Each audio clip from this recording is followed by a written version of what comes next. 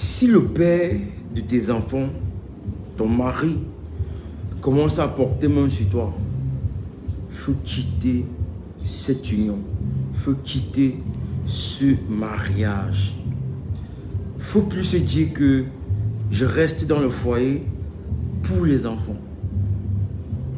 Je reste parce que Dieu va changer son cœur. Je reste parce que les prières vont amener cet homme à changer, à devenir une nouvelle personne. Il y a une dame, une enseignante, une professeure d'université qui a été bastonnée copieusement par son mari, lui-même enseignant et docteur, professeur à l'université de Caen, le 13 avril 2024. Et c'est hier qu'on a su que la dame n'est pas décédée de façon naturelle.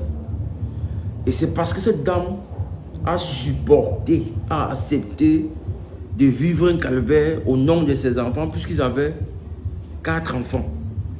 Elle a dit, je reste dans mon foyer, je prie, je demande à Dieu de m'aider afin que Dieu puisse changer le cœur de cet homme. Sauf que cet homme ne devait jamais changer. Cet homme devait être son bourreau. Et c'est ce qui s'est passé. La femme est aujourd'hui à la morgue. Le monsieur a été cueilli ce matin aux environs de 8 heures. Je vois des gens venir dire que non, c'est un professeur, c'est politique, c'est parce qu'on veut le détruire. Non, il a battu sa femme à mort. L'autopsie est là. L'autopsie a été effectuée. Tu vois, et la femme a subi des chocs. Je vais lire un peu le récit de ceux qui ont vécu la scène, qui étaient là à Caen, qui ont partagé la chaîne. C'est que la femme a vécu. C'était glaçant. Ça donne des frissons. Je me demande, mais comment tu peux vivre avec une femme? Tu peux vivre avec une femme. Elle te fait 4 enfants. Tu la bastonnes au point où elle va perdre sa vie. Comment un homme peut vivre avec une femme? Une femme que tu aimes, la mère de tes enfants, elle te fait 4 enfants. Et toi, quand tu rates tes enfants, tu te mets à bastonner la maman. Je ne sais pas. Je ne sais pas. C'est pourquoi je dis que si un homme aujourd'hui, si tu n'aimes pas une femme, ne l'épouse pas, ne lui mets pas la bague. Si tu veux seulement coucher avec elle, couche et tu la laisses partir. Ne lui mets pas la bague pour ensuite la bastonner. Je vais un peu lire le texte pour que vous compreniez que cet homme, c'est tout simplement un monstre. Je dis un monstre, un monstre. Cet homme qui a bastonné cette femme-là, c'est tout simplement un monstre. Parce que la mère de tes enfants, je vais lire le texte, vous allez comprendre, c'est un criminel. Il ne mérite même pas que... C'est parce qu'il n'y a pas la justice populaire au Cameroun. Sinon, un type comme ça, là, on finit avec lui d'abord. On n'est pas en train de... Je vais lire ce qui s'est passé à Caen. Vous allez voir, c'est cynique. Ok. Crime crapuleux à Caen. Le président du parti du Triangle National tue son épouse enseignante et tente de l'enterrer en catimini. Il tente d'enterrer sa femme à catimini. Ça dit qu'il a tué la fille d'autrui. Mais il veut même enterrer sans se concerter avec sa belle famille. Et la fille n'avait même pas 40 ans.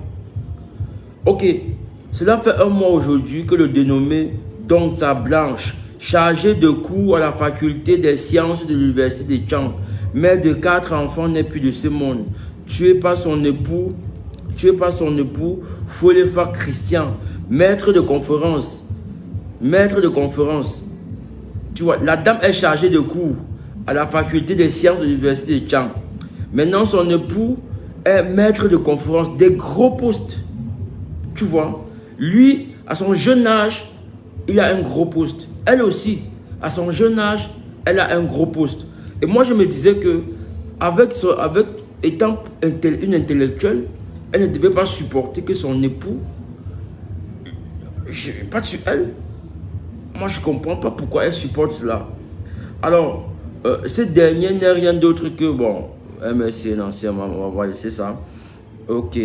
Des voisins, l'épouse assassinée subissait un véritable calvaire dans son ménage. L'enseignant de la faculté des sciences était régulièrement passé à tabac par son époux enseignant Folefa Christian.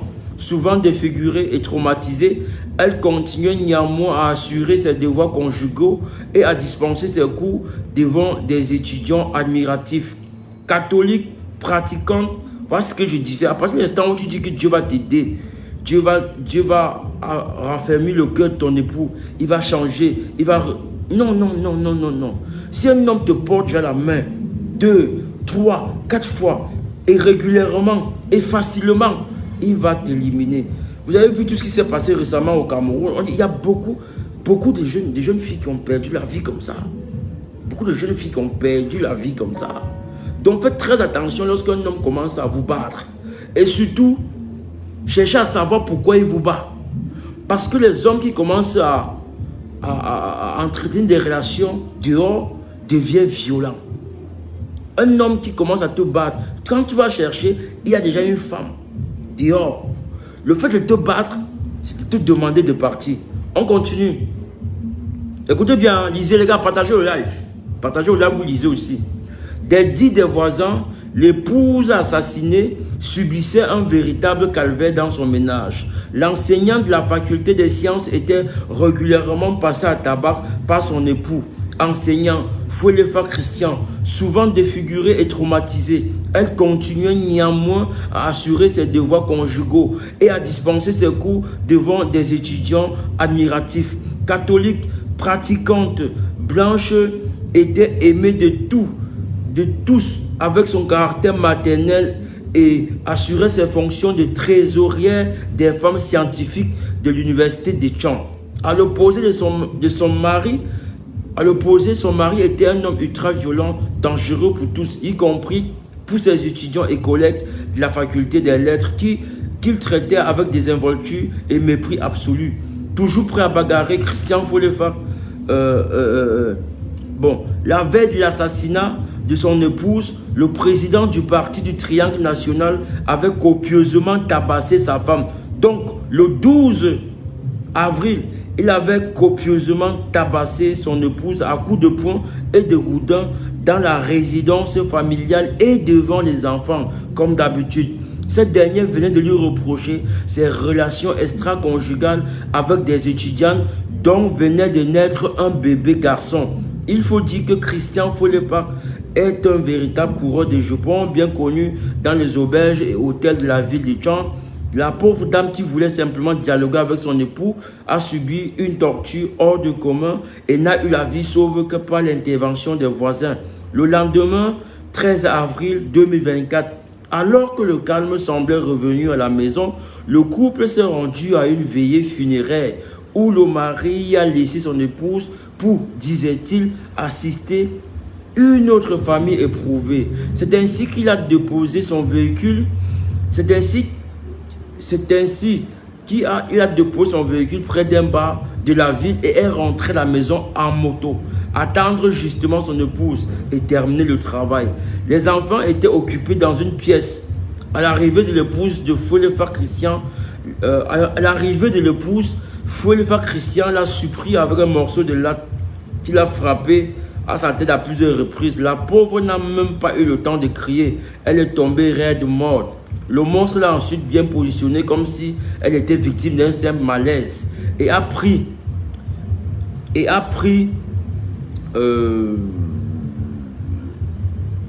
dans le bar, voilà, comme si elle était victime d'un simple malaise et a pris une autre moto pour retrouver ses amis dans le bar duquel il avait préalablement déposé son véhicule.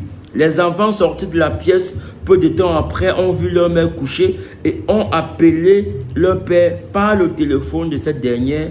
L'incident lui est signalé et le monstre a abandonné ses amis au bar sans demander à être accompagné. Parce que si vous avez un malheur et que vous avez les amis, vous leur dites que gars, on vient de m'appeler que madame, comme ça ils vont t'accompagner. Mais lorsqu'on lui signale que madame n'est plus de ce monde, il va donc abandonner ses amis. Il ne va même pas leur dire, leur informer pour qu'on puisse l'accompagner. Voilà. Plus grave encore et très cynique, le mari supposé éprouvé n'alerte personne. Donc son époux est décédé le 13 là. Il n'a appelé personne, ni les amis du couple, ni les collègues de la femme, ni sa propre famille ou celle de l'épouse, même pas le beau-père. C'est-à-dire que quand la femme est décédée, ce soir-là, il est parti déposer le corps à la morgue, sans appeler le père de la fille, sans appeler le papa de la fille qui vit près de chez eux. Vous comprenez un peu? Ni sa propre famille ou celle de l'épouse, même pas le beau-père dont la résidence se trouve juste à quelques mètres du domicile du couple.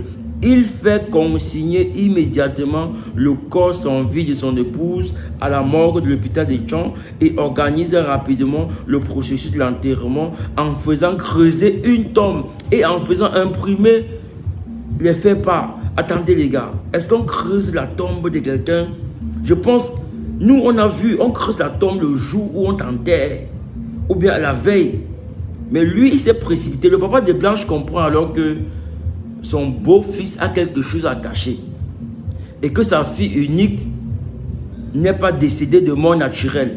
Il décide de s'opposer à l'enterrement à la va-vie de son enfant. La justice est saisie et une autopsie ordonnée. Le médecin légiste constate des blessures internes au niveau de la tête et sur le corps. Des coups portés avec un objet contondant. Le crime du président du parti Triangle est mis à nu. Les enquêtes se poursuivent en vue de son arrestation.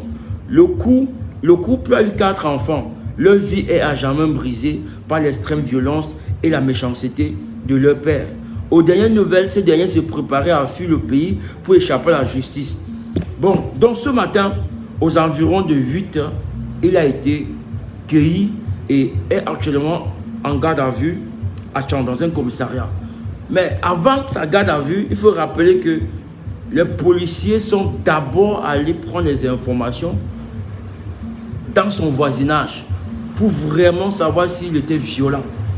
Bon, maintenant, ce qu'il faut savoir, c'est quoi? Moi, je dis toujours aux femmes que si tu es dans une relation, à partir de l'instant où un homme commence à battre sur toi, il faut quitter la relation. Il a déjà une femme dehors ou des femmes dehors. Et le fait qu'il te batte, c'est pour te demander de partir. C'est pour te demander de quitter. Donc si l'homme avec qui tu as eu 4 enfants commence à te battre, ouais, bon, bonsoir, sache que il veut que tu quittes. Et il veut quitter. La dame, elle est professeure, elle est docteur, elle a un gros titre elle-même aussi. Elle est chargée des cours. Elle peut vivre seule. Elle peut vivre sans un homme. Elle a déjà 4 enfants. Pourquoi rester dans un mariage où on ne veut pas de toi? Pourquoi rester dans un mariage où l'homme te bat? Et maintenant, elle est où? Les enfants qu'elle voulait tant protéger vont être protégés par qui en ce moment? Mieux tu t'en vas prendre ta maison, ta résidence ailleurs, et toi et le mari vous bagarrez pour la garde des enfants. Et vous avez compris, non? Il a eu un enfant avec une étudiante, un bébé garçon. Vous comprenez donc que le fait de battre sa femme régulièrement, c'était pour que celle-ci se décide et parte. Il demande le divorce et se met avec celle-ci. C'est pourquoi je dis aux hommes que pour se marier, il faut avoir joué un peu la vie. Quand tu vois le jeune là, c'est un jeune, hein, s'il a trop, c'est 45 ans. Quand tu le vois, tu sens que c'est un gars, c'était un genre école. C'est un gars qui a passé son temps à fréquenter. C'est-à-dire qu'il n'est pas là en boîte de nuit, il n'a pas connu beaucoup de filles. Ce qui fait que, ouais, bonsoir ma grande, ce qui fait que une fois qu'il a un gros poste, une fois qu'il a beaucoup d'argent, il se sent tout puissant et il veut maintenant se rattraper. Il veut jouer la vie qu'il n'a pas jouée. C'est pourquoi je dis que un homme avant de se marier doit d'abord se bouger un peu. Doit se bouger. Une fois dans ton foyer, lorsqu'on te dit que va en boîte de nuit, tu dis que fiche le camp avec ça. Tous les hommes qui trompent leurs femmes aujourd'hui, la majorité là, c'est parce que Quand ils avaient 20 ans, 18 ans, les gars étaient là pour chercher l'argent ou pour étudier. Il va être le premier de l'école. Il va être le plus riche du village. Il ne s'amuse pas, il ne sort pas. Et quand arrive 45 ans, quand il commence à sortir, quand il commence à aller en boîte de nuit, maintenant, quand il part en boîte de nuit, il voit c'est joli, il a un gros poste, il a beaucoup d'argent, il a peut-être 800 000 ou 1 million par mois. En ce moment, la femme qui est à la maison n'est plus belle. C'est les petites filles de l'université qui marchent sans caleçon, qui mettent le soutien, les fesses, tout ça en valeur.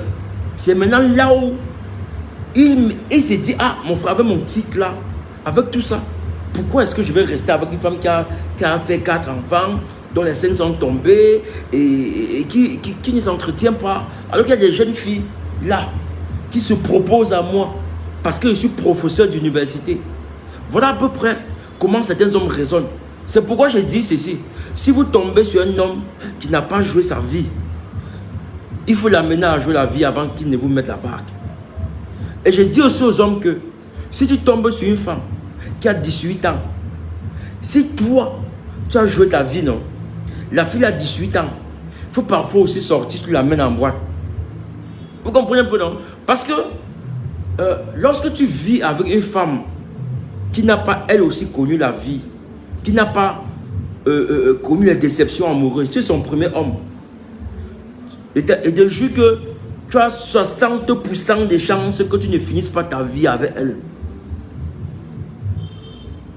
Sauf si c'est une villageoise, une fille qui est au village là, qu'on a préparé pour le mariage. Elle sait que une fois qu'elle a son mari, elle peut au champ, elle rentre, elle prépare, le mari mange, il lui fait les enfants.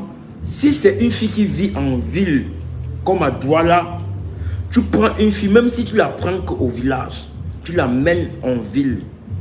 Mon frère, les samedis, amène-la en boîte de nuit aussi. Tu comprends, non? Je dis que si tu l'as pris au village et qu'elle n'a pas connu un homme, amène-le aussi en boîte de nuit. Il faut sortir avec elle. Parce qu'elle va toujours être Claudine bonsoir. Parce que le jour où, je vous explique, j'imagine, hein, tu prends une fille au village. Parce que, et les hommes qui, lorsqu'ils prennent une petite fille du village, ils disent non, la fille là c'est une villageoise, elle va seulement me faire les enfants. Tu lui ponds les enfants, tu lui ponds les enfants, tu lui ponds les enfants. Le jour où tu fais l'erreur, tu voyages, tu fais même un mois dehors. Si sa copine l'amène en boîte, si sa copine fait l'erreur de l'amener en boîte et qu'elle arrive, on lui colle, elle boit du whisky, du champagne, elle voit comment les jeunes filles comme elle profitent de la vie. Elle va se dire, mais attends, le type si est venu me garder à la maison, le type s'il ne me fait pas sortir, j'ai encore 33 ans, je ne joue pas ma vie, c'est quoi? Le prochain voyage, la même copine l'amène encore en boîte de nuit. Mon frère, ton mariage est fini. Ton mariage est gâté. C'est maintenant elle-même qui va te demander de voyager. Que chérie, tu ne pars pas à mission le mois-ci. Oui! Que tu ne pars pas à mission le mois-ci. C'est comme ça que sa copine va commencer à lui dire, ok, il y a tel qu'on était en boîte là, il demande si tu es libre. C'est comme ça qu'on amène ta femme. Donc si tu prends ton gars, ou bien ton épouse, et qu'elle n'a pas été, elle n'a pas joué sa vie, mon frère, comme je dis, il faut jouer, il faut l'amener en boîte de nuit. Je vous dis la vérité, c'est ce que je vois ici. C'est ce que je vois ici. Il rit. C'est ce que je vois ici. C'est ce que je vois. Et la femme maintenant qui te demande tu n'as pas mission. Le mois passé, tu es parti en mission le 15. Tu rentres, tu as commencé à ranger ton sac, tu pars à mission. C'est comme ça que ton mariage est gâté. Donc ne prenez pas une fille au village parce que vous dites que non, elle est bête, elle sera soumise et tout et tout. Si elle sort même du village, moi je vous dis, si vous voulez que si vous voulez finir votre vie avec elle, sortez régulièrement, allez aussi en boîte comme tout le reste. Pour que demain, si tu pars, tu n'es pas là, tu as mission. Quand une de ses copines dit qu'elle est en boîte, elle dit non, je n'ai pas en boîte, fait quoi? Je n'ai pas fait quoi? Vous comprenez un peu? C'est pour éviter ça. Si tu amènes ton gars régulièrement en boîte de nuit, le jour où tu n'es pas là et que sa copine nous propose, elle va te dire que je ne vais pas en boîte, fait quoi? Oui, Je pars en boîte, fais quoi? Laisse. Parce que tu l'as déjà amené. Ça ne la surprend plus. Ça ne la surprend plus. Donc du coup, ton mariage est sauvé. C'est les petits gestes comme ça qui sauvent ton mariage. Donc parfois, ne reste pas, tu dis que non, ma femme, elle n'aime pas se coiffer, elle n'aime pas les mèches, elle n'aime pas ceci. Non, mon frère, même si ta femme se coiffe que le zoulou, le plateau, sors l'argent, tu dis, va aussi t'acheter ta part de greffe brésilienne. Mets-toi aussi bien, fais ta part des ongles. Tu vois, moi, c'est comme ça que je fonctionne. Parce que si tu ne fais, le jour que quelqu'un va faire l'erreur de lui faire ça, et vous savez qu'aujourd'hui, il y a Internet qui est venu. Il y a Internet qui est venu. Donc si toi, tu ne restes pas là, tu t'occupes de ta femme, tu lui dis que bébé, tu es belle, il y a des gens au quartier qui vont se lier d'amitié avec ta femme sur Facebook et commencer à lui envoyer des messages. C'est-à-dire que si le gars ne pouvait pas lui parler, directement, comme aujourd'hui c'est facile, il envoie une invitation à ta femme sur Facebook, elle va accepter que non, je le connais, c'est un gars du quartier et tout. Et c'est comme ça qu'un jour, il va commencer à lui dire, ah, c'est comment, ah, tu es belle sur ta photo, hein. Et tu es belle. Les petits messages là, c'est maintenant ta femme va commencer. Quand elle se connecte, elle va d'abord voir si le gars l'a écrit. Parce que toi, tu ne lui dis pas qu'elle est belle. Parce que toi, tu penses que c'est un pot de fleurs. Tu penses que c'est un pot de fleurs qu'on dépose là. On n'arrose même pas. Donc, aujourd'hui, c'est devenu compliqué avec la venue des réseaux sociaux. Donc, ta femme, tu es même dans la maison avec elle. Elle est en train de crier aux voisins. C'est vice-versa. Je parle aussi des hommes. Là, les femmes ne venaient pas croire que... Je parle aussi des hommes. Ça dit que il ne faut pas. Moi, je dis ceci. Si je prends une femme qui n'a pas connu, qui n'a pas joué la vie, qui n'a pas... Moi, je vais l'amener en boîte. On va boire les whisky là. On va boire aussi les bières là. Chaque 1 mois ou chaque 2 mois, on sort. Ça, c'est pour protéger ton mariage. C'est ça la vie. C'est le compromis. Tu ne fais pas ça. Tu fais l'erreur, tu es absent une journée. Et pas la réunion. Les enfants sont un peu grands. Sa copine dit que mais tu par exemple fais quoi? Ton mari n'est même pas là. Buvons une bière. Elle boit d'abord la bière de la réunion. Mais elle boit encore une bière parce qu'elle s'est dit que non, on veut partir faire quoi? Le père n'est même pas là. Les enfants vont bavarder dans ma tête. Et elle boit une deuxième bière. Elle boit une troisième bière. Après, c'est l'ambiance. Elle rentre à 5 heures. Elle dit que mais, je reste même sur la maison faire quoi? C'est comme ça que dans sa tête, elle commence à te... C'est-à-dire que c'est elle qui te propose les voyages. C'est elle qui te rappelle tes voyages, tes réunions, tes déplacements. Je ne sais pas si vous êtes d'accord les gars. Et les femmes, vous ne trouvez pas que si c'est un homme, votre mari doit régulièrement vous amener, vous inviter à sortir? Parce que le mariage, ce n'est pas qu'on te prend, on te fout à la maison comme un petit paquet. Et lui, il est dehors aussi avec les petites filles. C'est-à-dire que il pense que tu es un petit objet. Il a avec les petites filles dehors. Les petites filles l'amènent à jouer la vie. Alors que toi aussi, tu veux jouer la vie. Tu peux aussi jouer la vie. De toutes les façons, même si vous avez vos petites dehors, arrangez-vous à ce que vous donnez à la petite dehors, que vous donnez la même chose à votre femme. Tu donnes une greffe de 50 000 dehors, donne la même greffe, même de 60 000 à ta femme. Tu ne dois pas privilégier la petite. La petite sait que tu es marié. Elle sait qu'elle n'a rien à faire avec toi. Et la petite qui va vouloir être avec toi définitivement, va te briser le mariage. Le professeur d'université, c'est qui a tué sa femme à Tchang. Qu'est-ce qui s'est passé? Il a fait un garçon avec une étudiante. Vous pensez une étudiante qui fait un garçon avec toi, qui porte la grossesse et qui va au terme de sa grossesse, qui donne naissance à l'enfant. Vous pensez que qu'est-ce qu'elle attend de toi? Elle attend que demain tu sois son mari. Elle va t'intoxiquer chaque fois. Elle va t'intoxiquer chaque fois. Oui, Sonia, il faut sortir avec sa femme. La femme n'est pas un objet. Ce n'est pas un pot de fleurs. Il faut régulièrement sortir pour lui faire comprendre que, voilà, tu as de l'estime pour elle.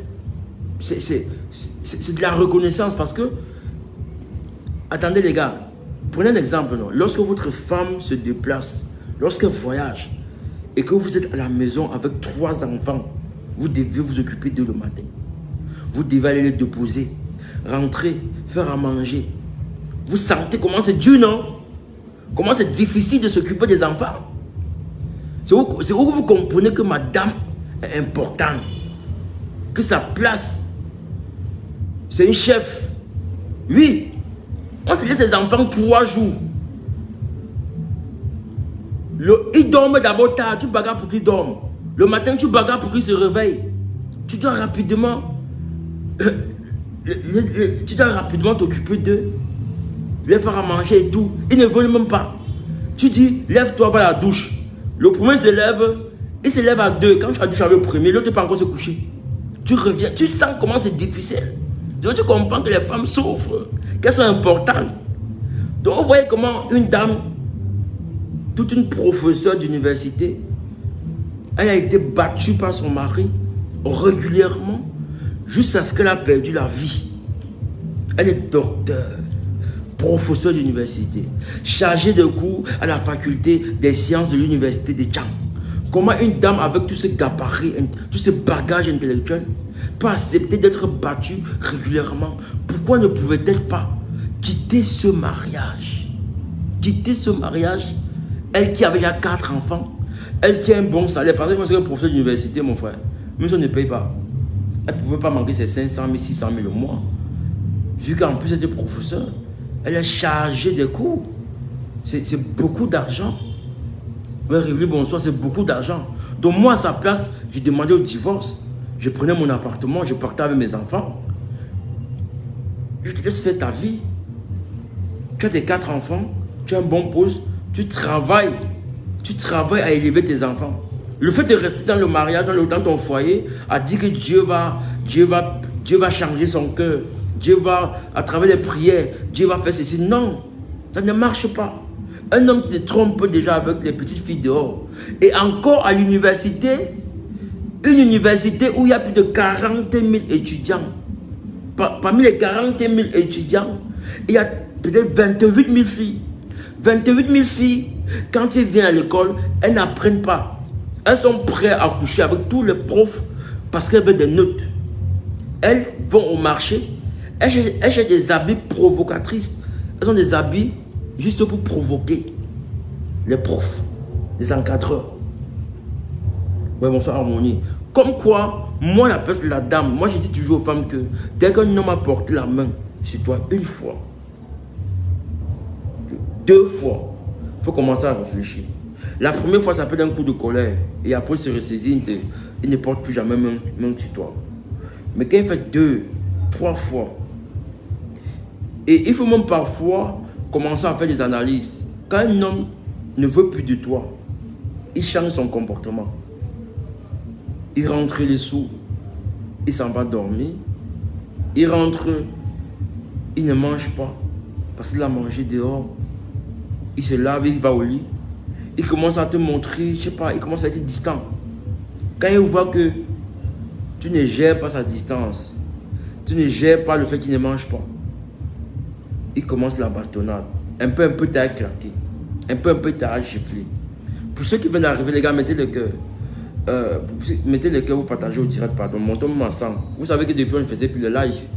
Et je sais que nos lives, c'était important pour tous ces gens qui vivent en Europe, dans l'Occident, parce que quand ils rentrent, ils sont stressés. Le fait de voir ma vidéo, même si c'est un replay. Alors, je vais relire ce qui s'est passé pour que ceux qui viennent d'arriver puissent comprendre ce qui s'est passé à Tchang. Crime crapuleux à Tchang, le président, il est même président d'un parti politique. Il est président d'un parti politique. Donc c'est un homme qui a appelé à gérer le pays. Comment un président d'un parti politique n'a pas la philosophie, la sagesse de pouvoir tenir sa femme tranquille. Donc crime crapuleux à Tchang. Le président du... Moi je vais lire le test tel qu'il a été écrit. C'est pas moi qui fais le test. Crime crapuleux à Tchang. Le président du parti du Triangle National tue son épouse enseignante et tente de l'enterrer en catimini. Cela fait 1 mois aujourd'hui que la dénommée Donta Blanche, chargée de cours à la faculté des sciences de l'université de Tchang, chargée de cours chargée des cours. Mère de 4 enfants n'est plus de ce monde. Tuée par son époux, Folefa Christian, maître de conférence à la faculté des lettres de la même université. Donc les deux, en plus d'être des professeurs, avaient d'autres fonctions. Donc c'était des gens, on peut dire, aisés, à l'abri du besoin. Donc l'homme, quand il a eu un grade pareil, un nouveau statut, avec les facilités qu'il y a les filles à Tchang, il a commencé à avoir des relations extra-conjugales. La femme a été rapidement mise au courant. Surtout que parmi ses étudiants, il y a une qui est tombée enceinte et qui lui a fait un garçon. Et vous savez que les étudiants là, parfois, elle écrit à ta femme pour lui dire que Flocan, moi, voilà, je sors avec ton mari, on a un bébé. Parce que elle-même sait que ton mari te bastonne. Parce que la femme revenait à chaque fois qu'elle était battue avec les hématomes, les blessures, les bandages, à l'école, enseigner. Et moi je dis, mais elle est professeure d'université. C'est une grosse tête. Comment elle fait pour supporter un homme qui la bat régulièrement? Pourquoi ne pas quitter? Bon, moi je relis. Ce dernier n'est rien d'autre que, bon, on a dit un membre du MSC, bon, on ne va pas lire ça. Des voisins, l'épouse assassinée subissait un véritable calvaire dans son ménage. L'enseignante de la faculté des sciences était régulièrement passée à tabac par son époux. Enseignant, faut le faire régulièrement, hein. Donc ce n'était pas la première fois. C'est pourquoi aujourd'hui, lorsqu'on allait l'interpeller, on est d'abord allé ramasser tous les voisins. Oui, un peu non. On a d'abord ramassé tous les voisins. On a les interroger pour savoir si effectivement il était violent. C'est quand on a fini de ramasser les voisins, on les a libérés, qu'on est parti le prendre, lui. Des voisins, l'épouse assassinée subissait un véritable calvaire dans son ménage. L'enseignant de la faculté des sciences était régulièrement passé à tabac par son époux, enseignant Folefa Christian, souvent défiguré et traumatisé. Elle continuait néanmoins à assurer ses devoirs conjugaux et à dispenser ses cours devant des étudiants admiratifs. Catholique pratiquante, Blanche était aimée de tous avec son caractère maternel et assurait les fonctions de trésorière des femmes scientifiques de l'université de Tchang. À l'opposé, son mari était un homme ultra violent, dangereux pour tous, y compris pour ses étudiants et collègues de la faculté des lettres qu'il traitait avec désinvolture et mépris absolu. Toujours prêt à bagarrer, Christian Folefa rappelait à tous voilà qu'il était bien et tout ça. La veille de l'assassinat de son épouse, le président du parti du Triangle National avait copieusement tabassé son épouse à coups de poing et de goudin dans la résidence familiale et devant les enfants. Comme d'habitude, cette dernière venait de lui reprocher ses relations extra-conjugales avec des étudiants dont venait de naître un bébé garçon.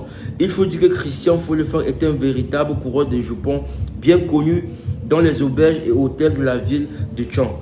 La pauvre dame qui voulait simplement dialoguer avec son mari a subi une torture hors du commun et n'a eu la vie sauve que par l'intervention des voisins. C'est donc ces voisins qui ont été interpellés aussi et qui ont donné leur version qui a permis qu'on l'interpelle.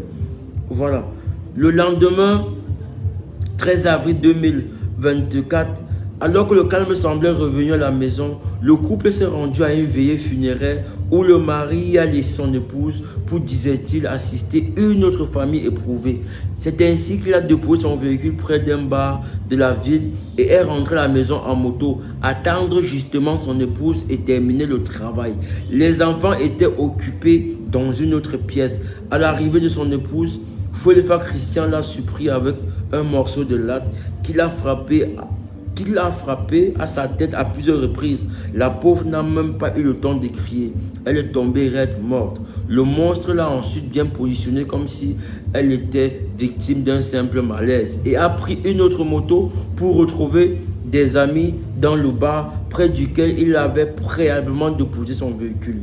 Les enfants sortis de la pièce peu de temps après ont vu leur mère couchée et ont appelé leur père par le téléphone de cette dernière. L'incident lui est signalé et le monstre a abandonné ses amis au bar sans demander à être accompagné. parce qu'ils ne voulaient pas que l'un d'entre eux découvre le macabre. Plus grave et très cynique, le mari supposé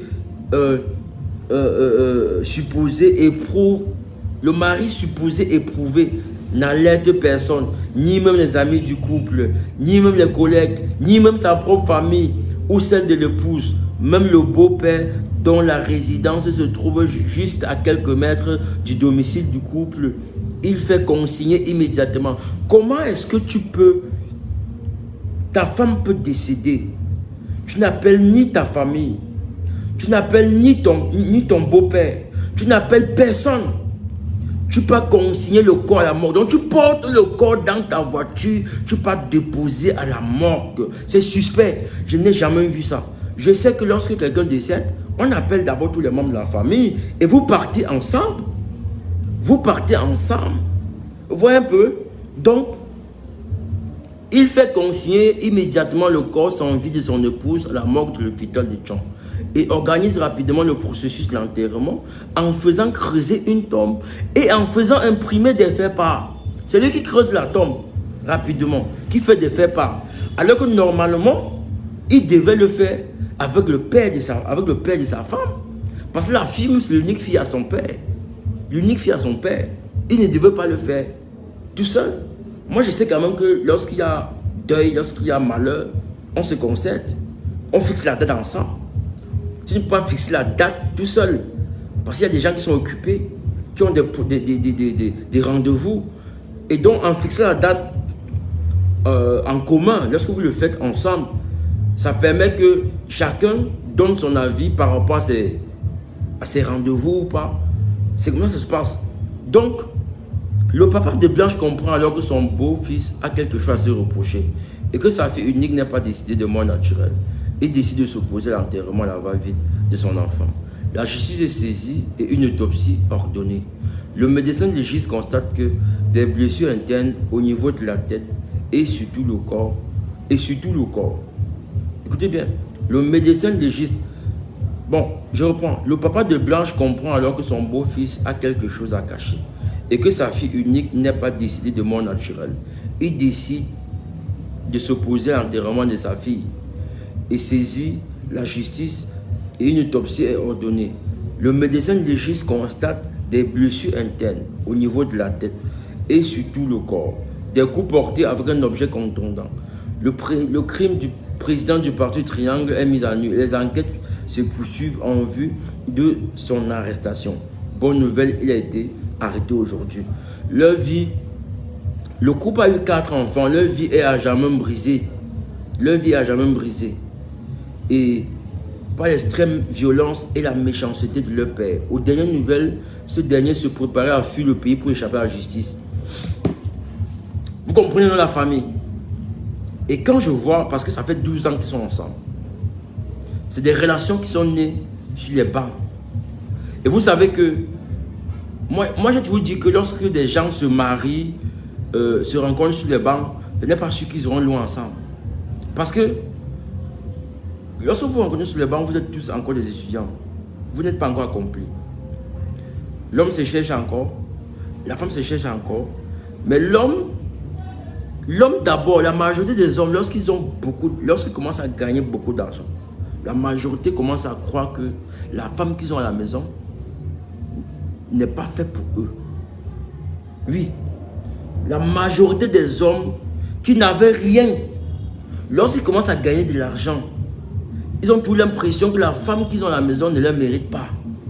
Et donc, ils veulent les petites filles qui brûlent, qui ont les fesses, qui ont les gros seins, et tout ça. Voilà ce qu'ils veulent désormais. Et c'est ce qui s'est passé avec le monsieur. Il est d'abord professeur d'université, un très jeune professeur, maître de conférence. Oui, il a dit bonsoir, maître de conférence. C'est-à-dire qu'il a un grand poste. Il a un poste que quand il arrive en classe, même les étudiantes et les étudiants l'envient. Donc il y a de quoi, lorsque tu dis qu'il veut te voir, voilà, tu sais que tu es avec une grosse tête. Vous comprenez un peu? Donc pour dire que, moi je dis toujours aux femmes que, à partir de l'instant où un homme commence à te battre, la première fois ça peut être une erreur. La deuxième fois on peut excuser. Mais la troisième fois, sache qu'il est en train d'envoyer un message, il faut partir. Et il ne faut pas rester dans la famille, dans la maison, parce que tu dis que tu veux protéger tes enfants, que tu veux laisser tes enfants à qui. Il ne faut non plus rester parce que tu dis que Dieu va le faire changer. Si Dieu doit le faire changer, quitte d'abord de la maison. Si tu pars et qu'il se rend compte que tu es important, il viendra te chercher. Tu comprends un peu? C'est comme ça. Aujourd'hui, la vie, chacun peut se battre. Fini l'époque où on ne comptait que sur l'homme. Et puis ce qui m'étonne, c'est que c'est une grosse intellectuelle. Elle est professeure, docteur. En même temps, elle est chargée de cours. Vous voyez un peu les responsabilités que la femme avait. Donc c'est une femme qui devait, lors des séminaires, c'est une femme qui devait normalement entretenir des femmes sur des sujets en leur disant que bon voilà, si jamais vous êtes battu, il faut quitter. Je suis surpris que c'est elle-même encore qui subit et qui ne quitte pas.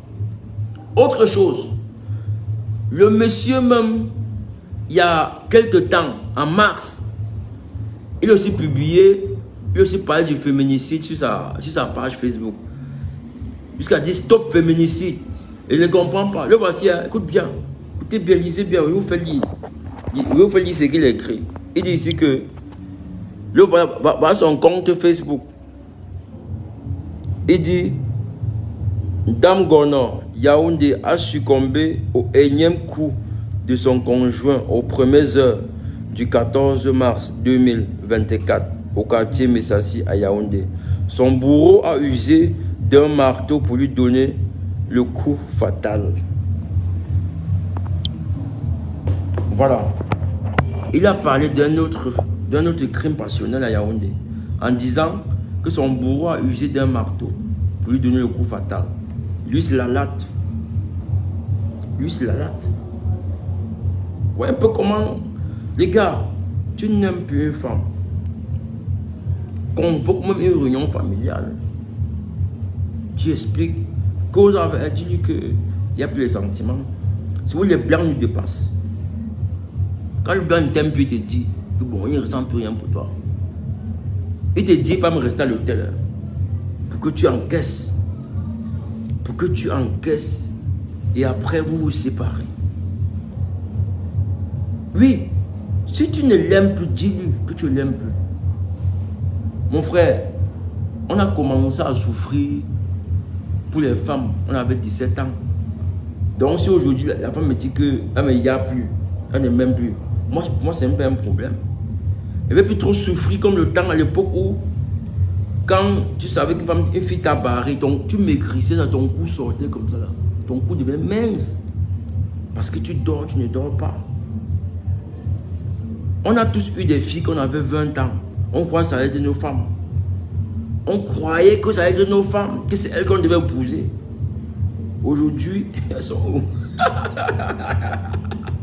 Aujourd'hui, elles sont où? J'ai fait 17 ans dans ce genre de mariage. Aujourd'hui, le Seigneur m'a délivré et j'ai pris la route de l'aventure sans comprendre. Oui, Nadine, si tu as même reçu l'aventure, vraiment, bravo à toi. Et il y a même beaucoup de femmes qui vivent des situations pareilles. L'homme ne veut plus de toi, il se met à te battre au lieu de partir. Mieux prendre les choses, il part. Ramasse les trucs, tu pars, que de battre la femme au truc. Et qui plus est, la fille unique, ça dit que le père là, il n'a fait que les garçons, il a eu une seule fille. Quand tu viens tabasser, ça te tue. Tu viens tabasser, ça te tue. Vous voyez, les affaires comme ça, c'est dangereux. Ouais. C'est dangereux. Ce papa-là, est-ce que tu vas le consoler? On va le consoler comment? On va consoler le papa-là comment? Quand toi, tu prends son unique enfant. Tu fais d'abord un bébé dehors. Un bébé garçon. Rentre, tu dis à madame que, madame, comme tu vois, non, vraiment, je suis désolé. On a eu 4 magnifiques enfants. Je ne ressens plus rien pour toi. Elle va encaisser. Et elle va comprendre. Mais tu lui dis, il y a beaucoup d'hommes aujourd'hui qui ne sont même pas violents, qui ne tapent même plus leurs femmes. Ils ne tabassent même pas. Tu vois, ils ne frappent pas leurs femmes. Mais ils sont malheureux dans les couples. Beaucoup de personnes sont malheureux dans les couples. La majorité. Sur 10 couples aujourd'hui, au moins 5, il n'y a plus l'amour. Mais on reste pour les enfants. Mais l'homme n'est pas violent. La femme ne subit rien. Mais l'homme est là parce qu'il aime ses enfants. Il dit que j'ai 5 enfants, mon frère. Je vais les abandonner comment? Il reste parce qu'il aime mes enfants. Mais il n'y a plus l'amour, il n'y a plus l'adrénaline qu'il y avait au début. Pourquoi? Pourquoi? Parce que la majorité des gens se sont mis ensemble. Ce n'était pas par amour. Ce n'était pas intérêt. Il y a beaucoup d'hommes qui sont mis avec des femmes parce que la femme leur apportait quelque chose. Parce que la fille, soit elle travaillait, soit elle était dans une famille un peu aisée. Pendant que lui galérait, pendant que lui chômait, il était encore étudiant, la fille préparait, la fille dépannait, la fille s'occupait de la maison avec les moyens de bord. La fille avait son petit comptoir où elle brisait le poisson, elle brisait le maïs. Et aujourd'hui, tu travailles. Tu trouves qu'elle est vieille, qu'elle est sale. Bon, tu ne la chasses pas. Mais tu ne l'aimes plus, en fait. Tu commences à voir d'autres filles dehors.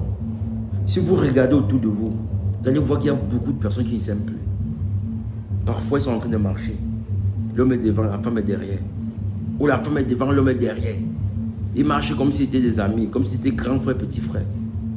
Comme si l'autre était en train de monter la route à l'autre. Oui, l'homme est devant comme si il est en train de guider celle qui est là-bas. Ouais, un peu. C'est la vérité. Hein? C'est quoi j'ai dit aux gens que si tu veux mettre une femme à la maison, réfléchis. Hein? Réfléchis. Ce n'est pas facile le mariage. Le mariage, c'est la prison.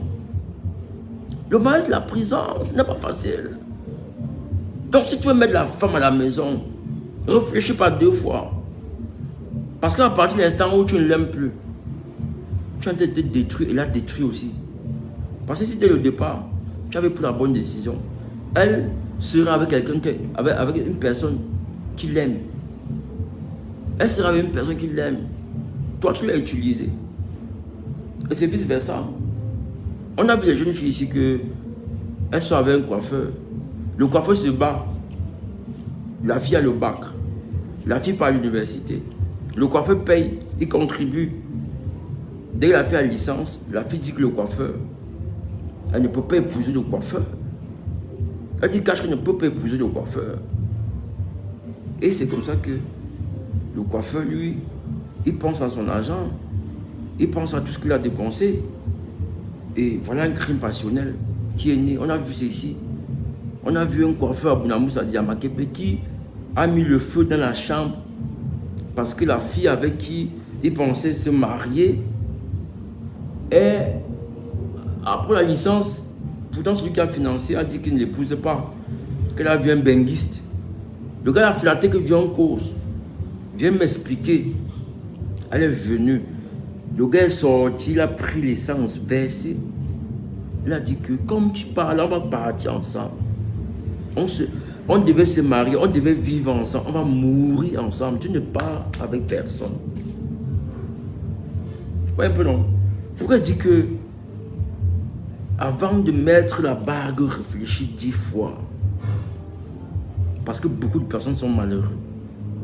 Même dans le direct ici. Même dans le direct ici, il y a des gens, des hommes, des femmes qui même pour coucher avec les femmes doivent réfléchir 2000 fois.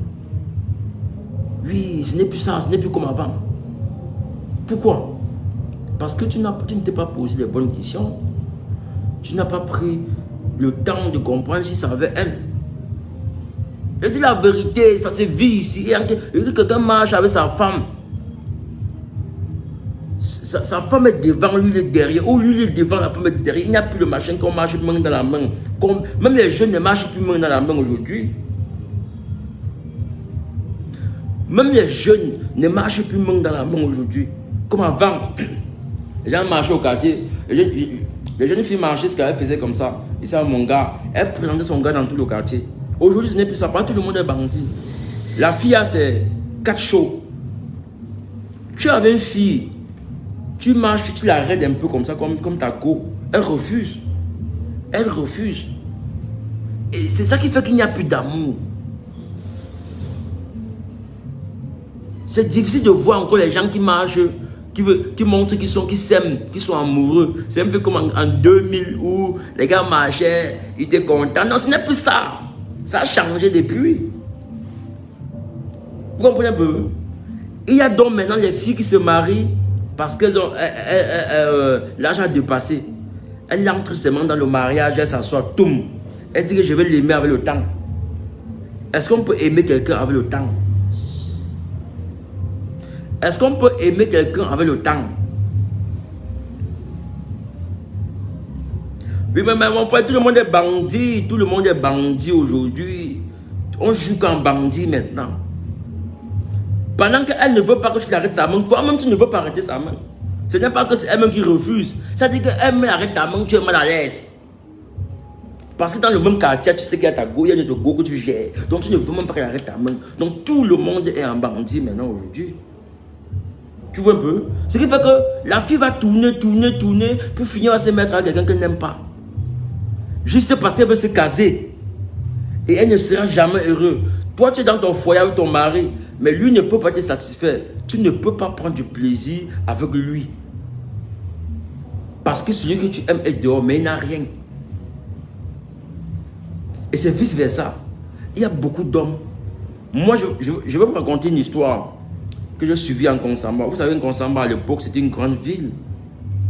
Konsamba, c'était la 3e ville du Cameroun. Il y avait beaucoup d'activités là-bas. À l'époque du cacao, café, bon, voilà.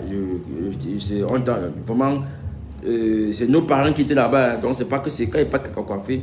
C'est pas nous, en fait. Mais, il y a des jeunes, on va dire les frères de mes grands frères, qui enseignaient les enfants des commandants, des colonels. Vous savez, Konsamba, c'était aussi c'est une grande région militaire. Donc lui, il sait que la fille, c'est la fille du commandant. Il peut enseigner la fille du commandant. Il fait exprès. Parce qu'il sait que le commandant a l'argent. Et que comme il fait l'enfant là, ils vont être ensemble et il va bénéficier de l'argent. Le gars a enseigné dans la fille d'un colonel. Le colonel a pris, il est venu habiter à la maison. On a dit que, ok, ma fille ne va pas faire un enfant bâtard. Tu vas rester ici dans la maison. Tu pars à l'école avec elle. Tu vas l'épouser. Mais ça, je n'ai même pas pensé ce qu'il voulait. Il y a beaucoup de jeunes aujourd'hui qui lorsqu'ils veulent chercher la fille, ils ne cherchent pas la fille, une fille que lui, il aime. Il cherche la fille qui est bien.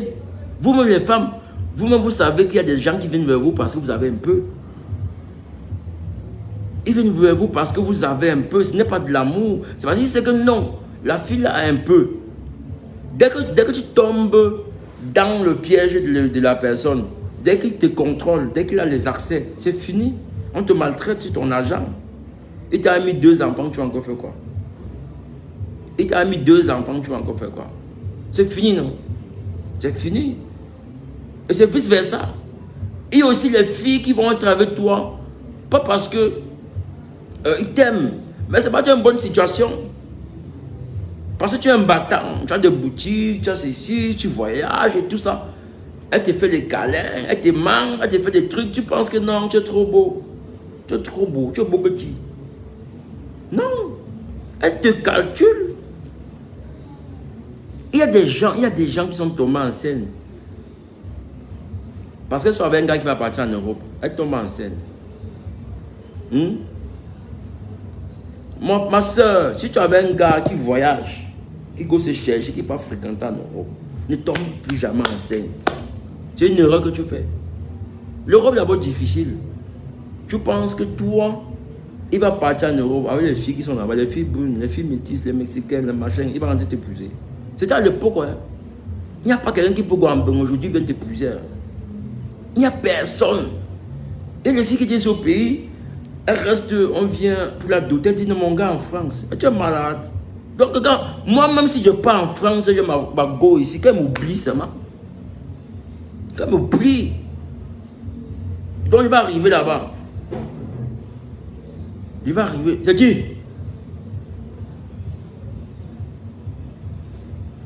Donc, comme je dis, si je pars, si je pars moi en France là, hein, ouais, il part en France là, mon frère. Toi, tu es au pays, viens te chercher comment?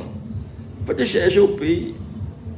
Les choses du pays se font au pays. Les gens du pays sont avec les gens du pays. Les gens d'un Mbeng sont avec les gens d'un Mbeng.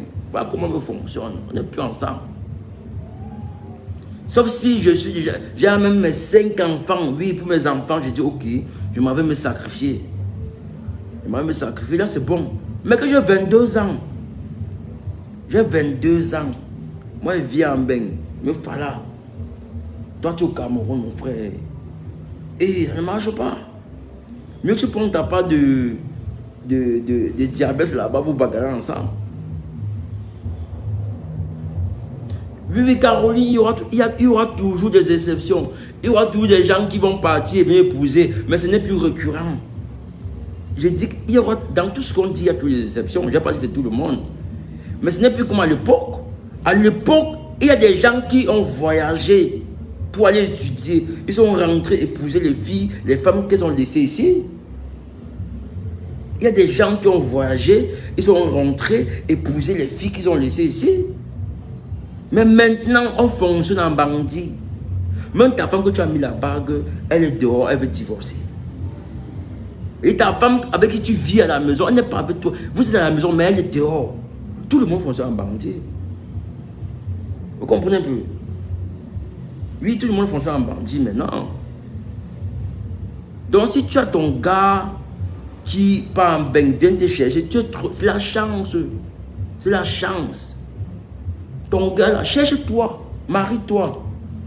Et les gens qui ont perdu leur foyer, bon, pas leur foyer, mais qui ne sont pas mariés à temps. Et qui ne sont même plus jamais mariés parce qu'ils étaient le benguiste.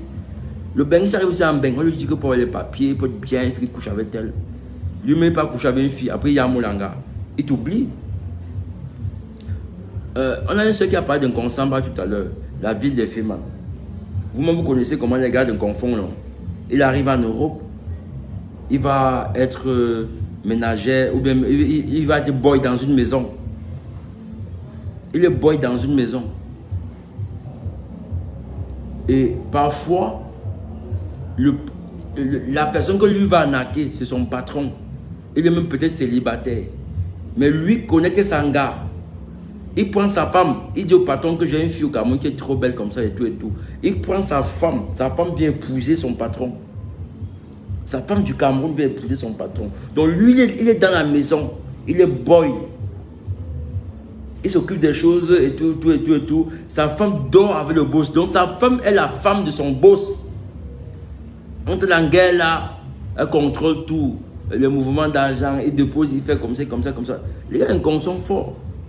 Bon, maintenant, si ton homme peut aller prendre et donner à notre homme, tu penses que moi, je peux fonctionner avec toi? On a des histoires comme ça. Moi, je suis un gars d'un con, les gars, pas un con, non. Les gars d'un con, c'est les femmes, ils sont... C'est-à-dire que les gars là, non. S'il y a les femmes au Cameroun, la majorité sont d'un consamba. La majorité sont d'un consamba. Ouais, bonsoir, Blandine, bonsoir. Ça fait un bail. Voilà. On entendait parler de ce jeune professeur. Ouais, c'est une mauvaise mentalité, mais c'est ce qui se passe. Comme je dis là, il y a des gars qui arrivent en Europe, surtout les hommes d'affaires. Il arrive en Europe, n'est-ce pas? Il fait venir sa femme. Il met sa femme en connexion. Donc, il propose sa femme à quelqu'un qui a de l'argent. Il dit que c'est sa soeur. Il dit que c'est sa soeur. La fille vient aussi. Mais vous pensez que la femme, c'est quoi? Ils sont prêts à tout. Donc, vous doutez même. Vous savez ce que les gars font? Moi, j'étais à Dakar. Il y a mon voisin qui était féman. Il changeait sa voix. Donc, il avait 3 voix. Il t'appelle, il parle comme un Congolais. Après, il t'appelle, il parle comme l'anglais des Biafrais là. Après, il t'appelle, il parle comme... Donc, il change de voix. Il t'appelle avec différents numéros. Tu crois que tu as été causé avec les personnes différentes. Pourtant, c'est la même personne qui a été travaillée. Il dit que non, je vais rapidement l'appeler, il va t'appeler. Hein? Il t'appelle dans 10 minutes. Il reste, il prend le téléphone, 10 000 appels. Yeah. That thing, no? Yes. Ok, fine, yes, ok. Bon, Daman, go call you dans l'assaut, hein? Ok, 3 minutes, just wait. C'est comme ça maintenant que lui, la troisième personne encore, lui, il parle comme ça, non? La même personne a été travail. Il fait son truc là, entre lui-même, il fait. Les gars faisaient ça, ils chopaient le dos. Oui, les gars sont forts, les caméras sont forts dans les mains, les gars. Oui, j'ai vécu ça en direct. En direct. Un jour, le grand que je parle là, lui, il a porté 7 millions de francs CFA. Je faisais troisième. Il a mangé ça en 3 jours. Il est venu me donner l'argent qu'il gardait. Il est venu me donner 6 millions. Dès qu'il a pris 7 millions, il a pris 1 million. Il était un gars brun, il n'était pas noir comme moi là. Il est parti les bijoux. Donc il aimait les bijoux, il savent. La Sebago chauffait encore.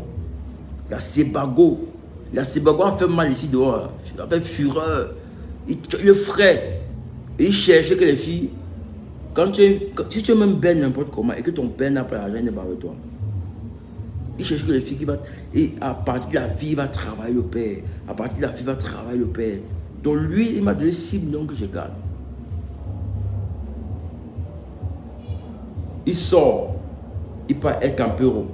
Il fait Thomas 2 millions. Quand il compte l'argent, il pense me donne. Il a chopé 6 millions en 3 jours. Un peu. Il a chopé 3 millions en 3 jours. Et je ne sais pas pourquoi il m'a donné l'argent. Hein. Mais s'il donne l'argent là à son propre petit frère, est-ce que le petit frère partait avec l'argent là? Il veut me donner quelque chose, j'ai gardé ça. Si moi, le jour où mon père a su qu'on m'a donné 6 millions, il m'a bastonné le jour là. Il dit, mais toi on te donne l'argent, tu viens dans ma maison avec 6 millions. Si on vient t'agresser, tu vas dire que quoi? Tu vas dire que quoi? On m'a bastonné, gars. Et un argent que, putain, on a fait les choses, hein. Moi, je vais vous raconter une autre histoire. Moi, j'ai fréquenté à Saint-Michel, ici. Saint-Michel. On a un ami en classe. Son père travaille à l'aéroport. Chaptet, je ne vais jamais oublier son nom. Je ne vais jamais oublier le nom de Chaptet. Lui, vous savez qu'à l'époque, tous ceux qui travaillaient à l'aéroport, ils partaient régulièrement en France en vacances. Les fonctionnaires de l'aéroport. Vous comprenez un peu? Donc son père partait en France et ramenait les trucs et tout ça, les montres, les ceintures, les parfums. Le gars prenait ses vins de l'école vendre. Nous on partait vendre ça. Non? On partait vendre ça. Ici en Kouloulou. Kouloulou chauffait encore. Il y avait encore les vrais tennis. Il n'y a pas les Chinois. Les affaires de 2008 là, 2006. Il y avait encore les gigolos d'abord investisseurs. Ils investissent sur la fille pour gagner gros. Voilà, exact. Et l'investisseur, il est chaud. Quand tu le vois, il passe, il brille, il scintille. Donc le gars ramène les trucs non pas vendre. Un jour, il a pris la montre de son père. Sûrement la montre là, c'était une montre que son père a saigné pour acheter ça. On est parti vendre ça en Kouloulou à 125 000. Son père a su que son fils prenait ses jours pour aller vendre. Saint-Michel collé à BBR. Si vous connaissez Saint-Michel, collé à BBR. On est venu en classe. On l'a appelé. On dit si tous tes amis avec qui tu prends les choses de ton père, tu peux avoir. Il nous a cités. On nous a pris. On est sorti du collège. On est entré au BBR. Tac. Oh. On dit enlevez vos chaussures. Enlevez vos chaussures. On enlève les chaussures. Il y avait les endroits au BBR comme ça là que. Il y a les barres de fer comme ça là. Donc. Il y a les barres de fer comme les rectangles. Vous vous asseyez. On prend tes 2 pieds. On attache. On te saigne. On te dit que choisis ta machette. Choisis ta machette parce que là-bas il y a les machettes avec l'épaisseur. Tu choisis ta part. Donc ne fais pas l'erreur, tu choisis la plus petite épaisseur. Choisis l'épaisseur qui est un peu au milieu. Vous comprenez un peu? Donc je choisis ma part. Et il y a les militaires là-bas qui sont corbeaux. Donc ils sont laids. Ils n'ont pas les cheveux comme nous. Ils sont corbeaux. Les sangalons. On les appelle. Un sangalon qui vient de faire la formation. Un sangalon qui vient de finir. Tu ne bouges pas quand on te tape. Tu ne bouges pas. Parce que le pied est attaché. Tu vas bouger comment? Le main, il te tape. Maintenant, l'autre militaire, ta main est posée comme ça là. Tu ne bouges pas. Il te tape, tu subis seulement. Oui, tu subis. Après, on dit que dès qu'on t'a tapé tes 50 coups, tu te lèves. On dit, il y a le gravier. On dit, va te sauter dessus. Tu sautes, tu sautes, tu sautes, tu sautes. Tu reviens, tu es sans coups avec la machette. On se va ramper pour partir à l'école.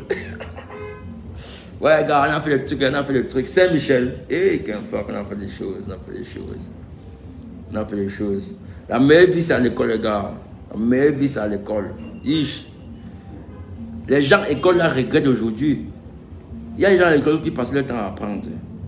On sort, ils ne sortent pas. On part jouer, ils ne jouent pas. Aujourd'hui, c'est eux qui tuent les gens. Parce qu'ils n'ont pas joué.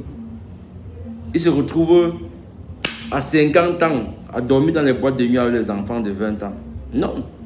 Quand on atteint 40 ans, quand on atteint 45 ans, 50 ans, on ne part plus en boîte de nuit comme les gars qui ont 20 ans. On ne part plus en boîte de nuit comme les gars qui ont 20 ans. Quand tu atteins cet âge-là, tu pars en boîte de nuit pour t'amuser. Tu pars avec ta femme. Vous prenez un pot. Et ce n'est plus dans n'importe quelle boîte de nuit. Et les endroits respectables. Oui, nous fumons. Caroline, nous fumons. Vous voyez un peu, non? Les endroits respectables. C'est ce qu'il faut faire maintenant. Et moi, j'ai dit... hier, j'ai fait une direct. Bon, c'était... J'aime pas... J'ai dit aux gens que il faut chercher l'argent très tôt. Il faut aussi commencer à chercher l'argent très tôt. De 20 à 40 ans. C'est l'âge où on a la force pour chercher l'argent. Donc, il faut chercher l'argent lorsque tu as entre 20 et 40 ans. À partir de 45 ans encore, tu peux encore chercher. Mais dès que tu as 50 ans, tu casses le rythme. À partir de 50 ans, si l'argent que tu as cherché ne travaille pas encore pour toi, c'est que tu échoues ta vie. Si tu n'es pas fonctionnaire, parce que les fonctionnaires cotisent leur retraite, ils savent que, voilà, quand il va partir en retraite à 60 ans, il a sa retraite, non? Maintenant, si tu es un débrouillard, si à partir de 55 ans, tu travailles encore beaucoup, c'est que tu échoues ta vie. Il y a un âge où on ne doit pas être des esclaves. Hein. On ne doit pas être des esclaves.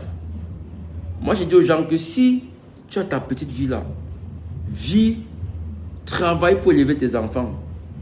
Travaille pour élever tes enfants. Donne-leur une éducation. Garde un peu d'argent pour les petits problèmes qui peuvent survenir. Le reste, investis sur toi. Tu n'es pas un esclave. Tu n'es pas un esclave. Il y a des gens qui ne s'habillent pas, qui ne peuvent pas boire une bière, qui ne peuvent pas manger un bon morceau de viande. Parce que mes enfants, non, ça ne se passe pas comme ça. Ce n'est pas ça la vie, gars. Je dis ceci, n'est-ce pas? Tu as tes enfants, non? Bats-toi pour eux. Inscris-les dans les meilleures écoles pour qu'ils aient une bonne éducation. Maintenant, mettre l'argent à côté pour des petits problèmes. Le reste d'argent, mets surtout aussi un peu. Il ne sert à rien d'être multimilliardaire comme les Photo Vuitton, comme les Moncam, comme les Sopo Priso, qui eux ont amassé beaucoup d'argent. Aujourd'hui, les enfants ne se parlent plus. L'argent maintenant, c'est pour les avocats. Ouais, un peu non. Donc moi, je préfère que non, je mette tout dans la tête de mon enfant pour que demain là, il peut partir pour voler ses propres ailes. Vous avez vu les blancs et les blancs que au soir de leur vie, ils n'ont rien laissé à leurs enfants. C'est-à-dire que l'enfant, lorsque l'avocat ou le notaire ou c'est... je ne sais pas c'est qui c'est le notaire, lorsque tu donnes ton testament, l'enfant, lorsqu'on vient lire le testament, ils sont surpris que le père dit que non, la maison là, c'est pour l'église. L'argent qui est en banque, c'est pour l'ONG. Eux-mêmes, on ne les a rien donné. Parce que le père, il a envoyé ses enfants dans les grandes écoles. Chercher l'argent, c'est bien. Mais dans ma vie, je ne veux pas chercher l'argent pour être milliardaire. Si ça arrive, c'est bien. Mais je ne veux pas me sacrifier que non. Je ne m'habille pas. Je ne fais rien. Juste parce que je vais être milliardaire. Tu vois, regarde un peu. Si moi j'ai 5 millions sur moi et que je fais l'accident, Vous pensez que ma femme va... Lorsqu'on va lui dire que, ok, ton mari a fait l'accident, vous pensez que elle va trouver les 5 millions sur moi? Non, elle ne va pas trouver les 5 millions sur toi. Mais il y a des gens ici, quand je vois un père qui a 70 ans en train de vendre dans la rue, le papa a échoué sa vie. Il a échoué sa vie. C'est pourquoi on dit qu'il y a un âge où il faut se sacrifier. J'ai fait 3 ans à Kribi sans dire bonjour à une fille. Quand il commençait là-bas. 3 ans sans dire bonjour à une fille. 3 ans sans enlever le caleçon d'une fille. 3 ans. Un gars de Dakar. Un gars de Dakar qui arrive à Kribi. J'ai fait 3 ans sans boire une bière. Vous comprenez un peu? Parce que j'ai un objectif.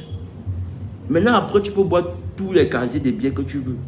Donc, on se sacrifie toujours. Moi, je préfère que si tu cherches ton argent, l'école des enfants, on met de côté un peu pour les petits problèmes. Maintenant, le reste, tu épargnes, comme je dis, mais tu t'arranges aussi.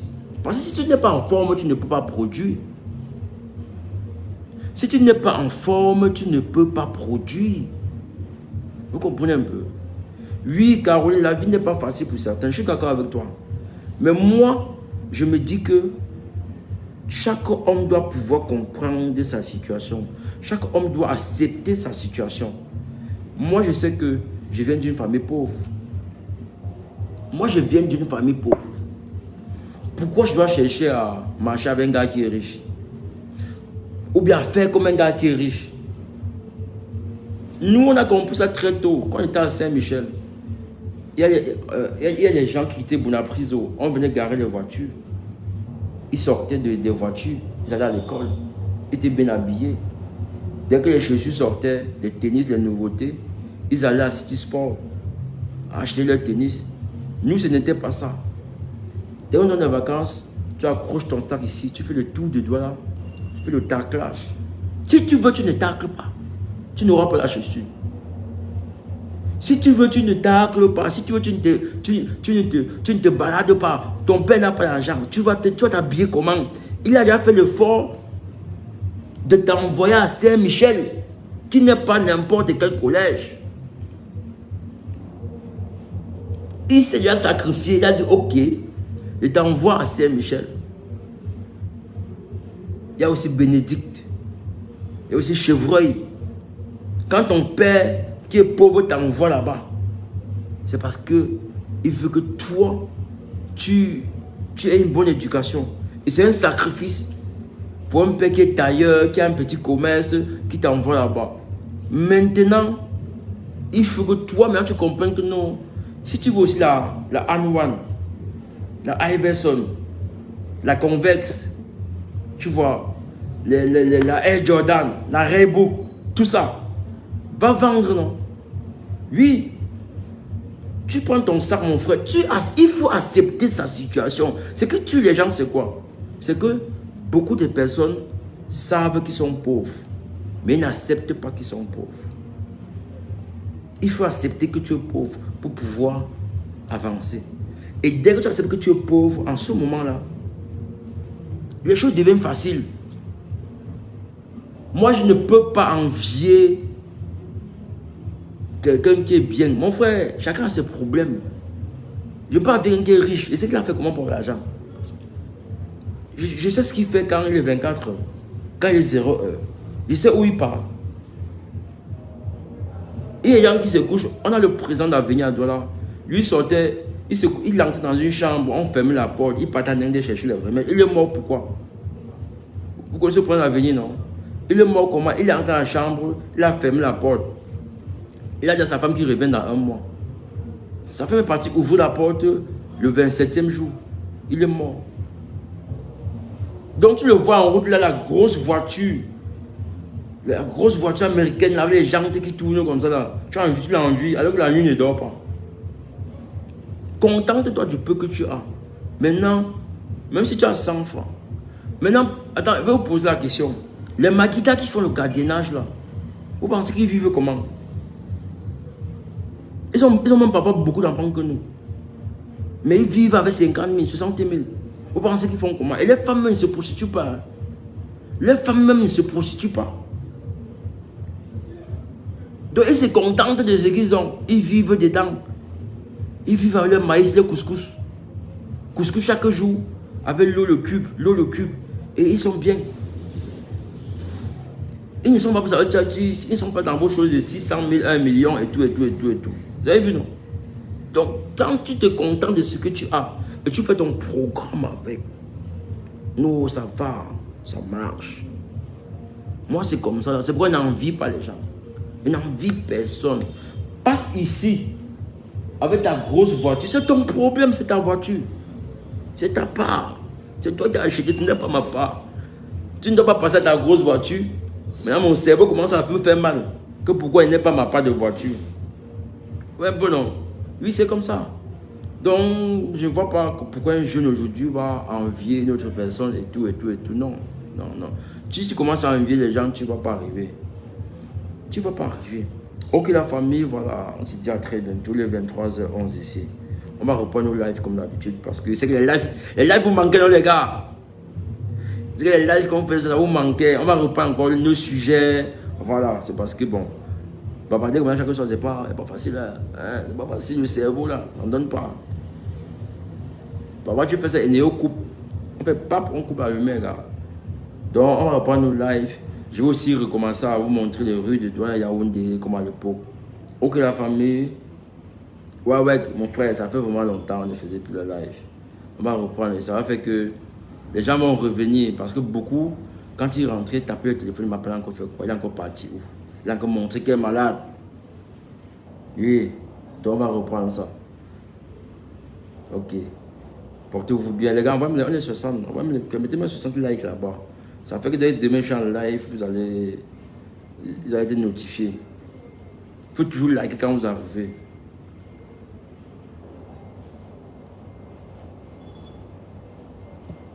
Vous venez, ça fait que si demain, si jamais je suis en live, parce qu'avant quand il fait le live, vous aviez automatiquement les notifications. Ou même si vous n'avez pas suivi le direct, dès que vous avez le téléphone, ça vous donne. Mais comme je faisais plus le live à Facebook, voilà, il faut taper ma panne pour savoir si moi j'ai fait un trou ou pas. C'est pourquoi... Ok la famille, portez-vous bien. À très bientôt. Ciao. Bonne nuit à tout le monde les gars. Bonne nuit, bonne nuit, bonne nuit. Demain c'est samedi. Ciao. Ouais, Stéphanie, merci. Merci. Bonne nuit, bonne nuit. Bonne nuit.